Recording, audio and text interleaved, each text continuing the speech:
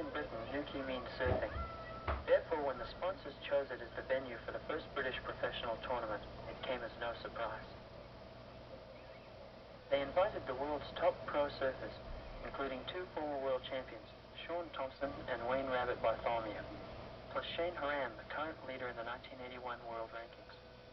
The incentive was a £5,000 purse in front of an August bank holiday crowd. Qualifying trials were held in the week prior to the main event. Many skeptics doubted that it could be pulled off in the notoriously unreliable August swells. After 4 days of moderate surf, the question that most surfers were asking was, could it last? On the morning of the first day, the mist lifted to reveal the miraculous arrival of a fresh groundswell. Contest or not, the sight of good waves has an immediate reaction on people who surf, and there was a rush for the water. As a light offshore breeze appeared just to make conditions completely perfect, the car park filled up with surf vehicles from all over Britain.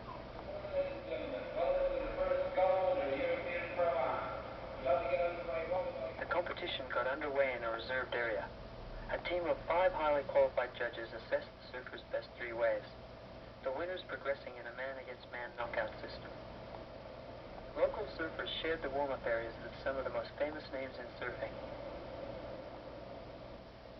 Sean Thompson, the 77 world champ. Current leader, Shane Horan.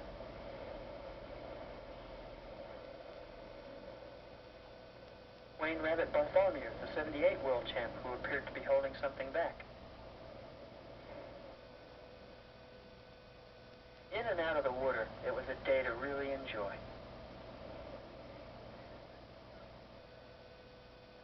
At one stage, it looked like Newquay's famous big wave, the Quiver, might start breaking.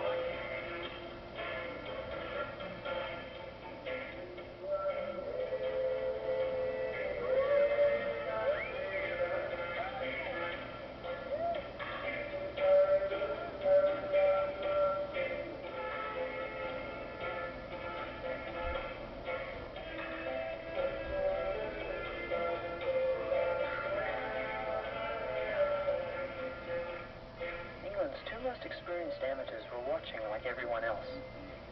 Nigel Simmons and Steve Daniels had been surfing well through the early rounds. But how would they fare against the pros?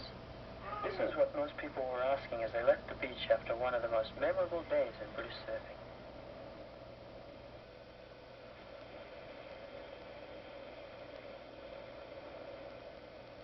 Next morning, the swell had increased, and strong offshore winds were turning the waves into barrels.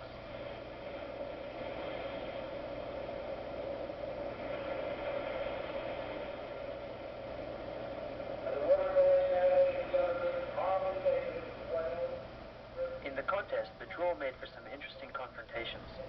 unranked Welsh underdog Arwen Davies came up against Sean.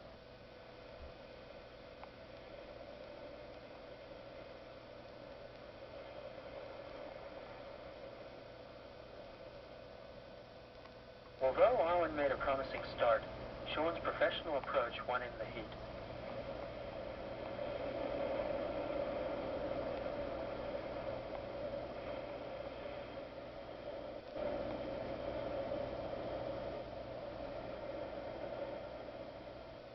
The one surprise was the victory of young weekend surfer from Leicester, Paul Russell, over two-time Australian champion Nick Carroll.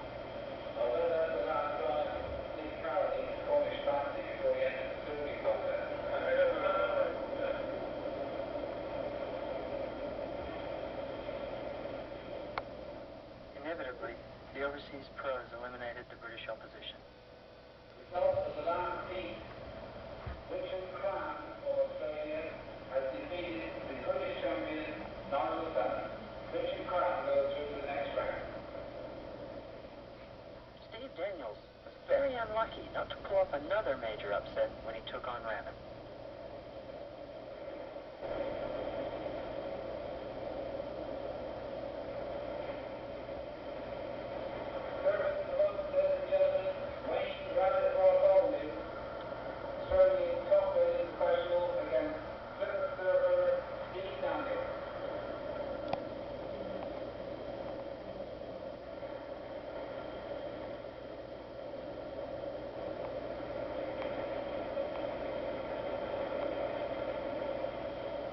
Sean Thompson, always a crowd pleaser in and out of the water.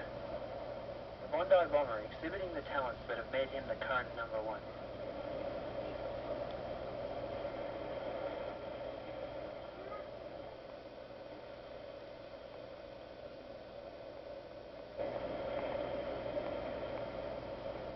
After 2 exciting days, the stage was set for the final confrontations.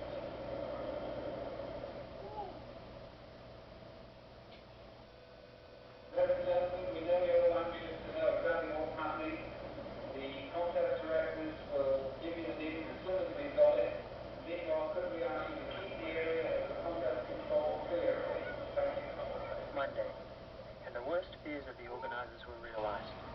Could they continue? As the contest was only in the quarter-final stages, the decision had to be to go on. Unfortunately, Britain's last hope went down to Rabbit. Shane was the first to reach the final, putting out fellow Australian Derek Hind. The judges then had the unenviable task of separating one of surfing's greatest rivalries in a waveless ocean.